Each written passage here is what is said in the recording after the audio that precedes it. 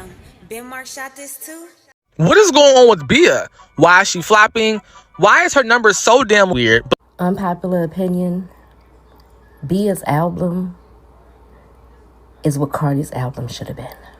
Why is her number so damn low that we can compare her to Sweetie? That's embarrassing. That's sad, y'all. That's sad. Noxious, will never give her up, no options. I'm locked in.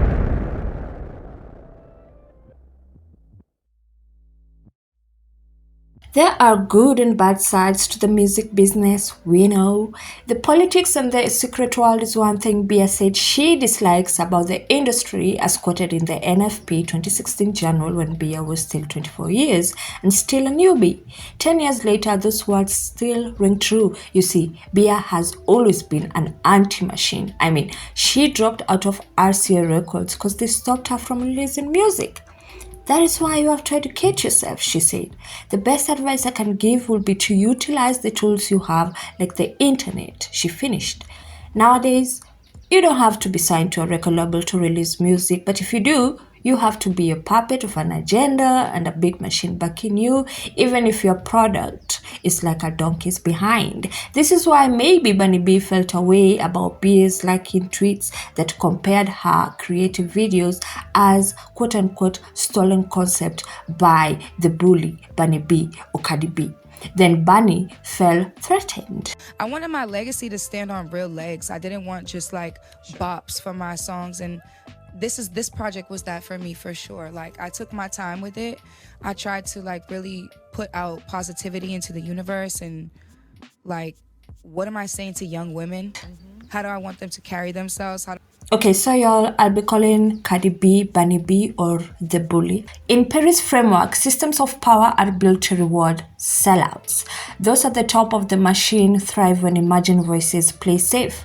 Bia did the opposite by publicly putting out the diss track "Sue Me" in response to Bunny's threats. She questioned her authenticity and called out industry manipulation. This disrupted the unwritten rule of bowing down to top dogs with zero skills and $1 million budget. That's high-risk behavior. But risk is the only language the powerful respect. Cardi's response validated Bia's place at the table because old girl put a whole song of Bia on her highly anticipated album, and Bia didn't. So who's really bothered? Who's really pressed? Who's really pretty and petty? Bia's first win wasn't about winning the beef. It was about forcing entry into a space that rarely lets outsiders define their agenda. The takeaway?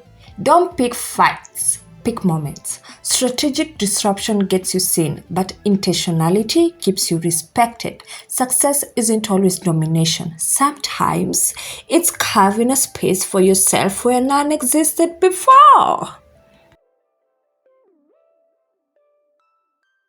Like, for me, it was the similarities between the creative, because I'm not a machine. I'm a one-band show. So it's like, when I'm writing the songs and I'm doing the creative and I'm doing stuff with my small team and we doing it with a smaller budget on a smaller platform, whatever the case may be.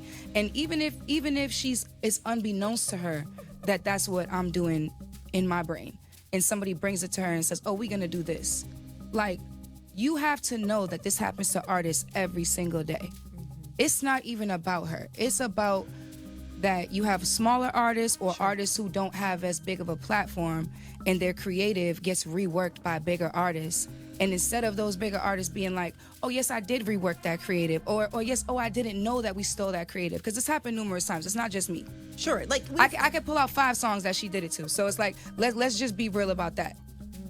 The issue for me is a creative issue. It has nothing to do with that. So, of course, power isn't flipped overnight. So the expectations for Bia on her debut album to overstream the second album of the most anticipated album ever of The Bully is ludicrous. Some things just take longer to be established and fall in place. I mean, Bia still faces systemic challenges, less media coverage, small label muscle, and ongoing gatekeeping. I don't get the drag of Bia first week sales comparing to a fraud. The music was relatable. They sound differently authentic. The girl gave singing R&B vibes and rap rah. She had bangers, even evolution through singing, but that's not what some wanna point out. She had a solid body of work than The Bully, and it will stand the test of time. You wait and see. Bookmark this video. In the book, Perry argues that every act of defiance within such a system comes with fatigue and risk. Yet, in playing the game differently, using authenticity over industry, politics, autonomy over approval, she's redefining what it means to win in a power-obsessed, numbers-obsessed, kissing donkeys behind obsessed industry. The goal wasn't to dethrone The Bully, it's to expose how fragile, bothered, untalented fraud the throne itself is of The Bully. Like, I would be doing a disservice if I made this album about a rap beef. Right. With like the talent and like the musicality that's on this album is like really top tier. Like, that would be stupid. I can always address it after. Like, I can always drop it, not drop it. But I just think that my frequency right now is on some like, I could address it. But I just feel like it's like a little beneath me because that was a year ago for me. So now this album was coming out on 10/10 either way. Whether she dissed me or not. The real revolution isn't toppling kings, it's teaching the crowd they never needed one. And now for the takeaway. For you, yes you, it's true. Redefine what winning means. Your realness is your leverage. Systems thrive on performance. Disrupt it by staying human. Turn authenticity into armor. You heard? In the book Navigating Systems of Power, Perry writes that when systems favor spectacle, authenticity becomes an afterthought. Beer. Bea leaned into her rawness while her insecure bully went to the surgery table to change faces while her soul remained darkenly attached. The bully coming for Bea's looks while she looked like a fallen angel is hilarious. The bully, even with her institutional gloves, chart toppers, high production, publicists, patience, and brand partnership, can't name 5 songs that Paddison didn't write for her. Everything about her persona, her cadence, speech, background, opinions, and beliefs are as fraudulent as her fake Afro-Caribbean race. I'm Afro-Caribbean, and I'm a liar. Imagine a fraud having the audacity to test authenticity. Imagine a fraud being the standard of authenticity. Imagine a fraud being the standard of relatability. Y'all are fun. This is what's been hyped up as the standard of modern Jezebelry. And I find it nauseating to even put her in the topic of artists. I don't care, IDC. The bully isn't good for nothing except destiny swapping and bullying. Let me not be shady. I'm only being petty because people want to be fake and act like she's some great inventor. Sis can't invent even her accent. Drop the bomb, but I digress. Bea's stripped down approach made her appear real in a landscape that often feels curated. She turned her smallness into a weapon, the same way indie artists outlast big labels by staying personal and emotionally resonant, while you're acting like this has never been done before. In an attention economy, emotional resonance is currency. And the takeaway for you, my dear, when the system sells perfection, imperfection becomes revolutionary. Yes, tell your own story before someone else does. Yes, control the narrative even if it's messy. The audience forgives imperfection more than invisibility. Clock it!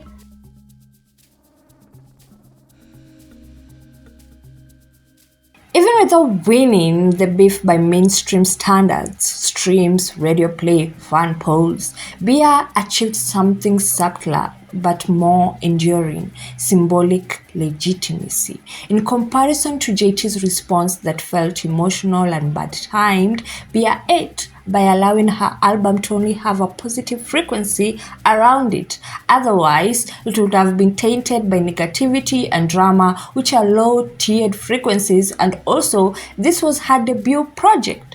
What she looked like coming out the game swinging when Cardi took 1 year and 100 writers to pull up a response. And although JT's DISS had bars, you can't be emotional when going up against a bully with a machine backing. You breathe in, then out, then wait for the right moment to respond and to prance. Otherwise, you look dumb, even if your response is valid.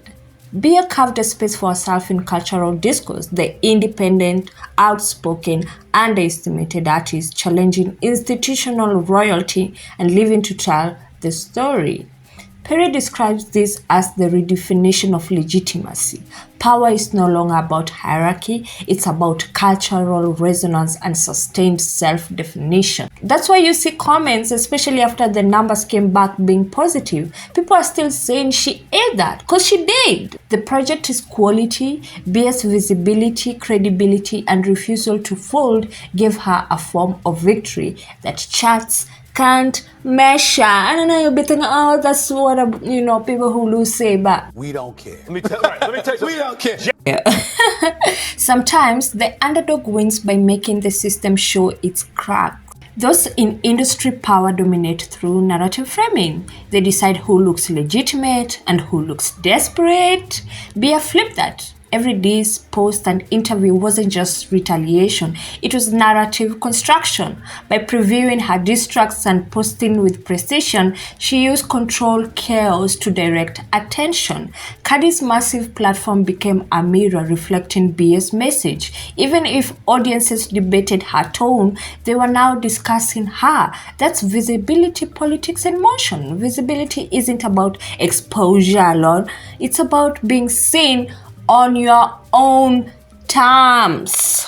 Okay, baddie delusional gang. The takeaway, the underdog's first victory is ownership of their own story. This is Bia's stories, and she didn't let the bully tell it for her. She told it for herself in a way that suited her beliefs and mindset.